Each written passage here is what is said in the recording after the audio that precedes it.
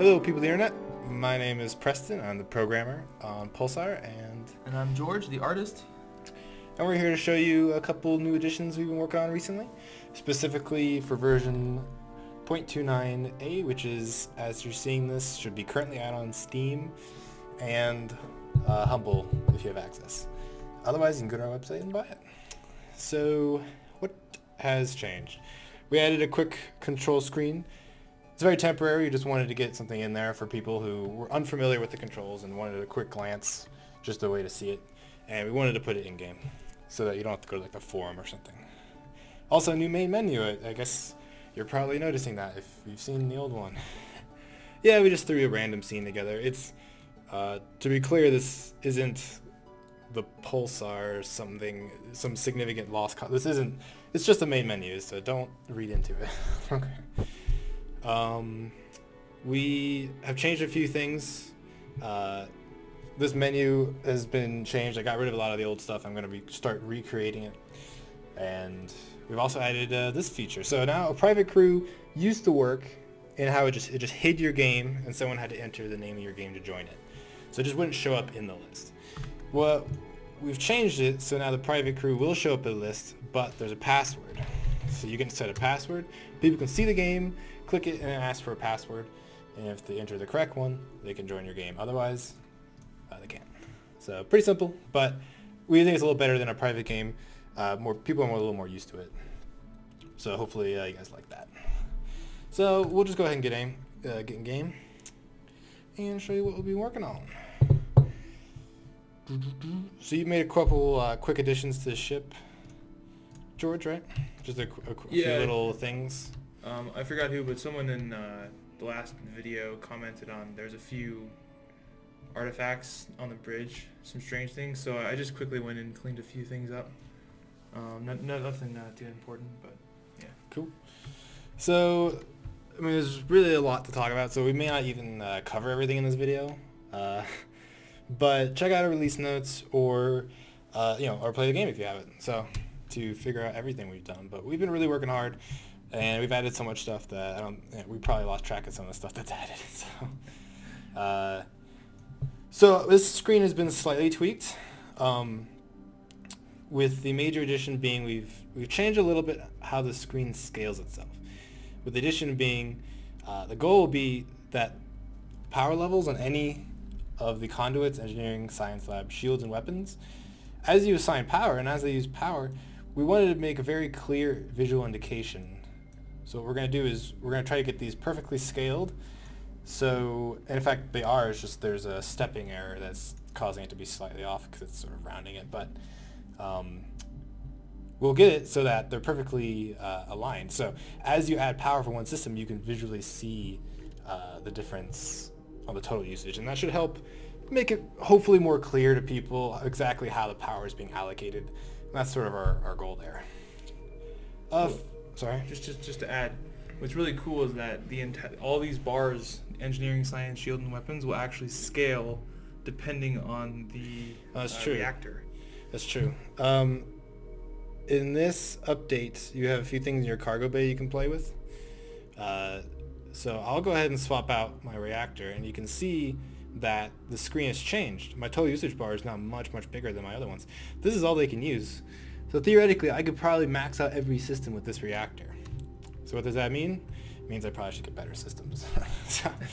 And then, I also have the jump module. I'll show you that in a second. So yeah, but we're hoping that by scaling it depending on the power usage, we're trying to make it a little bit easier to understand and quicker to sink your teeth into it and get what's going on. We want the engineers to be able to really quickly and easily tell how power is being allocated and give them a lot of control. Also, something that's coming is a limit on the total usage. As you can see, it has a little triangle.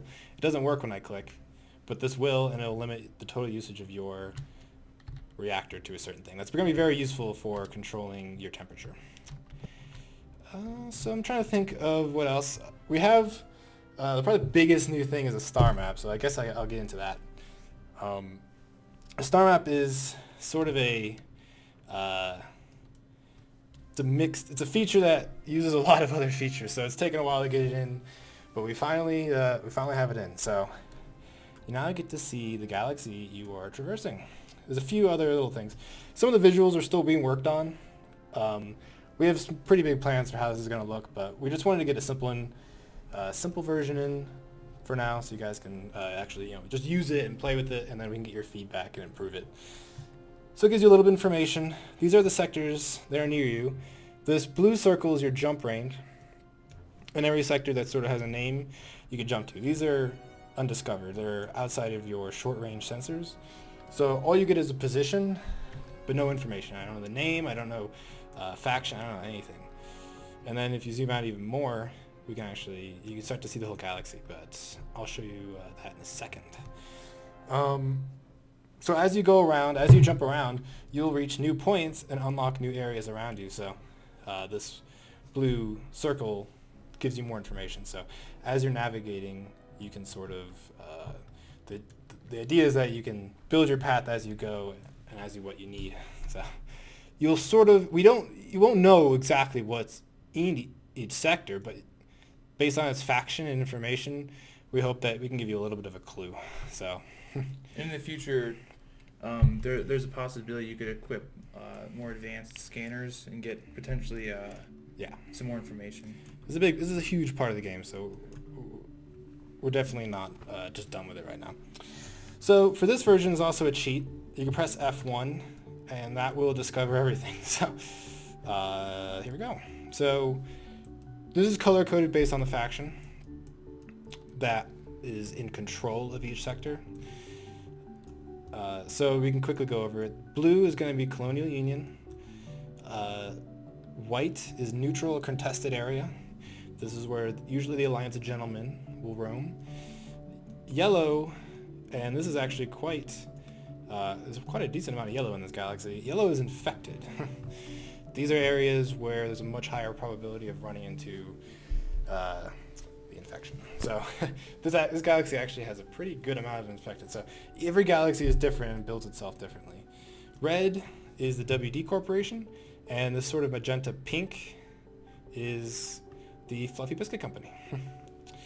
So, yep, you can zoom in and get information. We plan on having a lot of information. These are just some quick little facts, but eventually we'd like to provide a lot more information to the player, so they can really dive into the sectors that are really close to them. It's going to be really important, the path you take through the galaxy, and it's going to be a big factor in whether or not you succeed or fail in your mission. So we have a lot of fun stuff planned. Anything I am forgetting about the star map? Well, just to reiterate, the colors and the points don't actually mean anything just yet.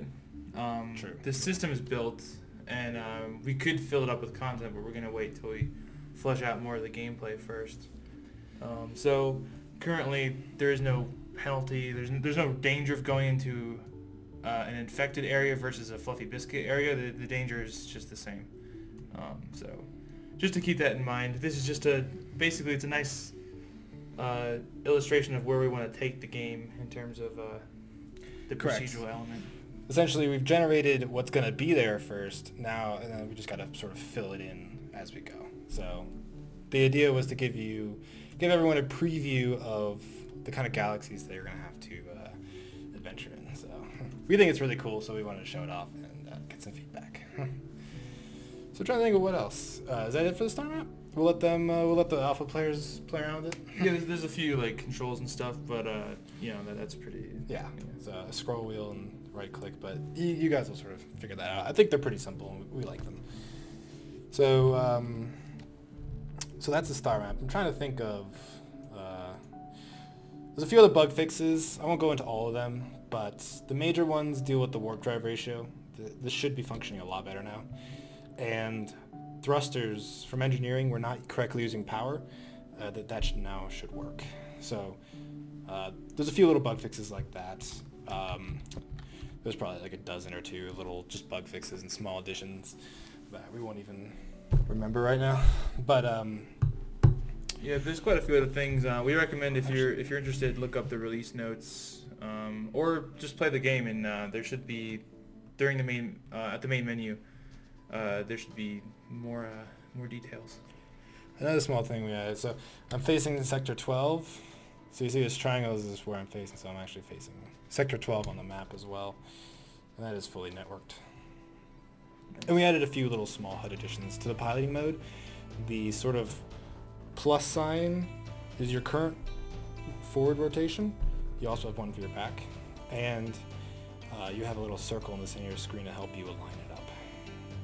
Very small. Doesn't actually change how it works, but we felt the visual indicators just made it slightly easier to use.